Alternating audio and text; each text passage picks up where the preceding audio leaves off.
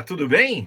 Eu sou o Carlos Eduardo Lourenço, todo mundo me conhece como Caco. Bem-vindos ao canal de comunicação da Dark Moon aqui no YouTube e nas nossas mídias sociais. Hoje nós trouxemos um grande convidado aqui para abrir uma série de vídeos que nós vamos fazer sobre jogos de tabuleiro e a criação de jogos de tabuleiro em escola. Como é que funciona isso, para que se usa isso? E nada melhor para discutir esse assunto do que o autor. Então eu convidei o meu amigo, meu grande amigo de USP, Francisco Tupy, doutor em comunicação e educação, né, ali pela ECA USP. Tupy, se apresenta aí, meu amigo. O Francisco Tupy, amigo do Caco, como ele disse. Eu sou professor, inicialmente comecei dando aula de geografia, depois virei professor de letramento digital e outros projetos, mas principalmente com foco no game design, na gamificação.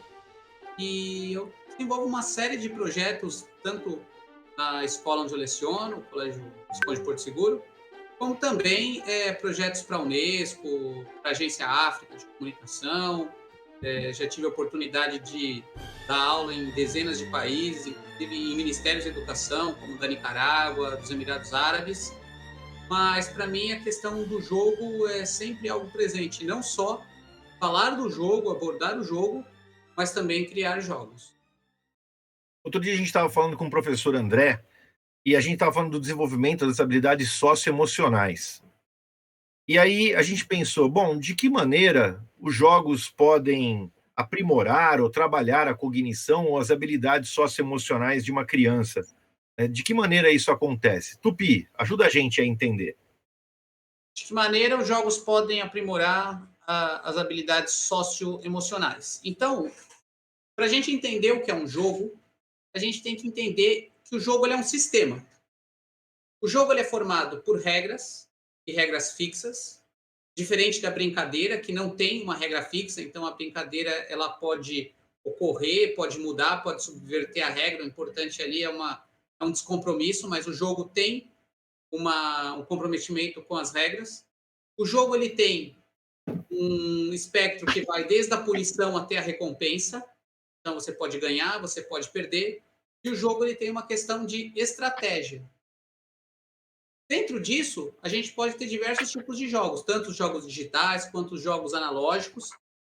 E o jogar é algo que você faz, que você aprende jogando, pondo em prática. Na medida que quando você tem que jogar, tem que solucionar problemas, você tem que primeiro entender como o jogo funciona, depois se esforçar para tentar vencer o jogo.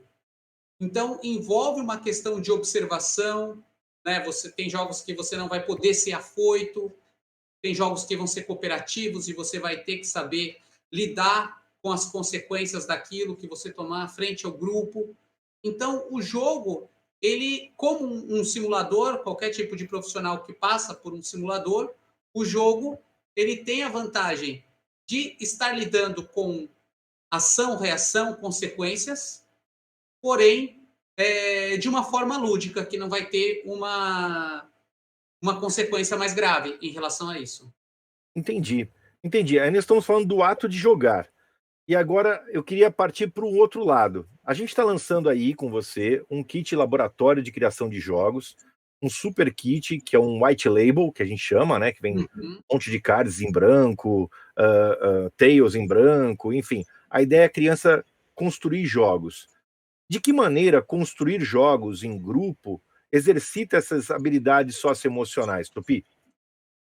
A questão é a seguinte, então, um dos primeiros pontos, né, que eu abordei antes foi a relação do jogo, você aprender o jogo para jogar.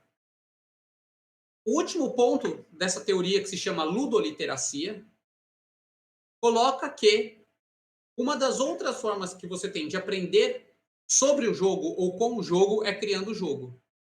Então, a gente tem, nesse aspecto, o jogo como uma atividade multidisciplinar. O jogo ele é um sistema complexo que tem algoritmos, que tem representações estéticas, e eu não estou falando de jogos que geralmente a gente pensa no game, né? Na programação, não. Eu estou falando de jogos, nesse caso aqui, de tabuleiro. Então, você tem toda uma relação que vai desde você ter uma ideia, a ideia que você concebeu, você conseguir colocar essa ideia em prática, você conseguir se comunicar com o seu grupo, você saber negociar, né? A negociação, então, é importante, sim. A argumentação. Negociar, argumentar e também ceder. Porque, né, tem aquela questão, não é porque você teve a ideia e você acha que a sua ideia é melhor, mas e se alguém do grupo, que também talvez conheça, que já tenha passado por aquilo, que gosta de outras coisas, colocar um contraponto, um contra-argumento. Então, como chegar numa decisão. Então, tem a questão do trabalho em equipe, tem a questão de você saber segmentar as atividades para conseguir. Então, tem pessoas que escrevem melhor, outras que desenham melhor, outras que pesquisam melhor. Então, eu vejo muito isso como uma orquestra.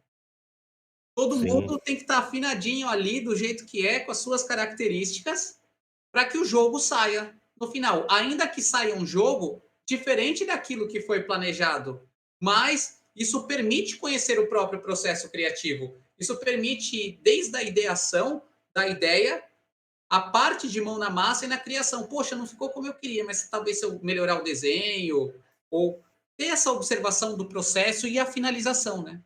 Então, eu dou aula de inovação no Sebrae, em outras entidades, dou aula de empreendedorismo, e muitas vezes se fala dessa questão da ideia somada com a ação.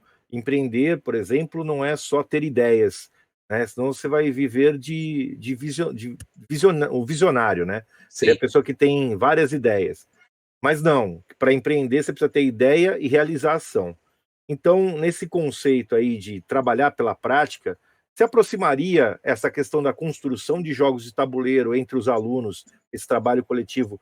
A gente poderia falar que isso se aproxima não, como que eu vou colocar? Isso se aproxima, por exemplo, das pedagogias ativas ou não? Com certeza. Porque se a gente pegar a terminologia, a questão da pedagogia ativa, ela preconiza uma mão na massa. Ela preconiza um protagonismo do aluno ou até uma questão democrática entre o ecossistema escolar, professor, aluno e gestão.